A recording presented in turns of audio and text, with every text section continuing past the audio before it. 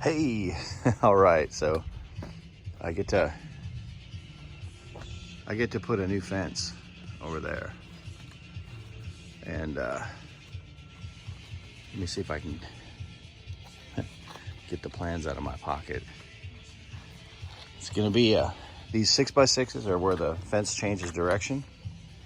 And then the 4x6s under that brown tarp over there, that's gonna be the fence posts. And here's kind of the plan. I'm gonna make panels, and then once the posts are all set, I'll be able to cut off even amounts so that they'll be centered inside the posts. So what I'm gonna do is cedar on top, pressure treated cedar, cedar pressure treated. And so I thought I'd take you on a quick tour. This cedar came out real nice. This is Kingston lumber.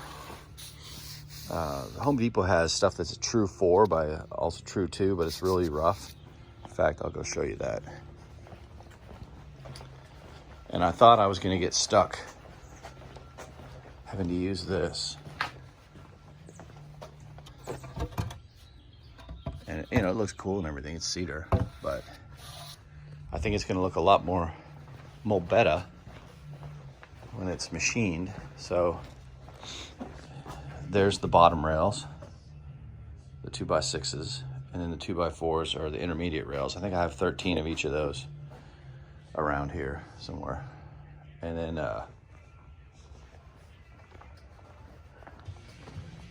I'll use these. The thing I'm gonna do right now though is figure out, I gotta rip this top one. And that just happened to be, I went with 1 inch and then I found where the middle was, and AutoCAD told me it was 15.9 degrees. I'm not gonna do that.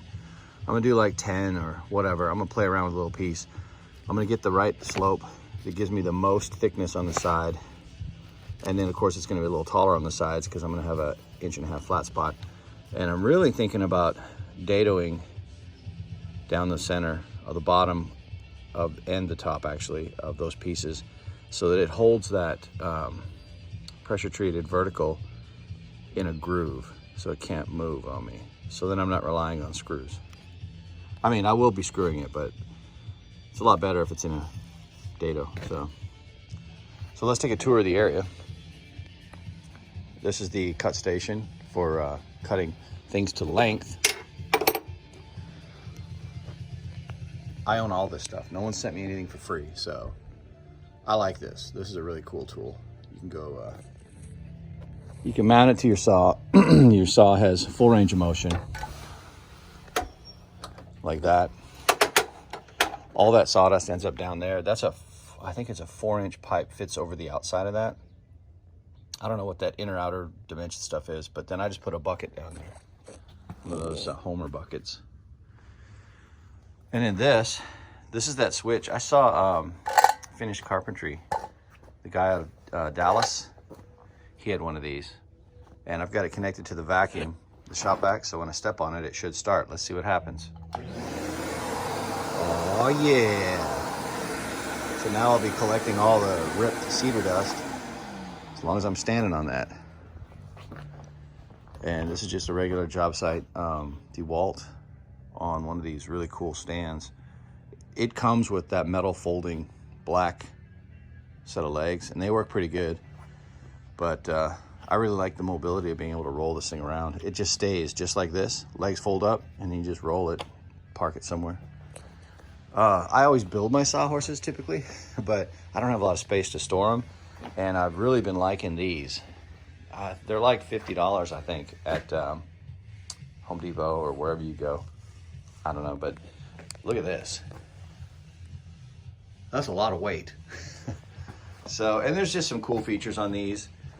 I've never really used this side tip out thing where you can put a board and cut, but I have used these teeth. And I've put a 2x6 across there, and then I made a platform for cutting. So that was kind of cool. So that's the plan. I'm using Hogwire. This is Wild Hog, powder coated black Hogwire. Let me just show you. Let's see if I got one. These are your typical fence. You see how nasty this is. This is your typical fence hanger. So what I'm gonna do is getting the ground leveled out there, and then I'm gonna shoot a laser, and I'm gonna mount these hidden fasteners in between each post, and I'm gonna paint these black. I gotta scuff these up a little bit, and then do some kind of a heavy-duty exterior enamel black, and it'll be flat. So the whole fence is gonna be a combination of cedar color, this color, and black. And then this is where the assembly station is, right here. And I have this light that I installed before, so I'm doing it under the carport because up here in the Pacific Northwest, you can get rained on almost immediately at any moment. So I'm gonna try and work in cover, and I'll take more video as things progress. Right now I have to try and build the template. Oops, that fell on the ground. I gotta build the template and make sure that my ideas are gonna work. So there you go.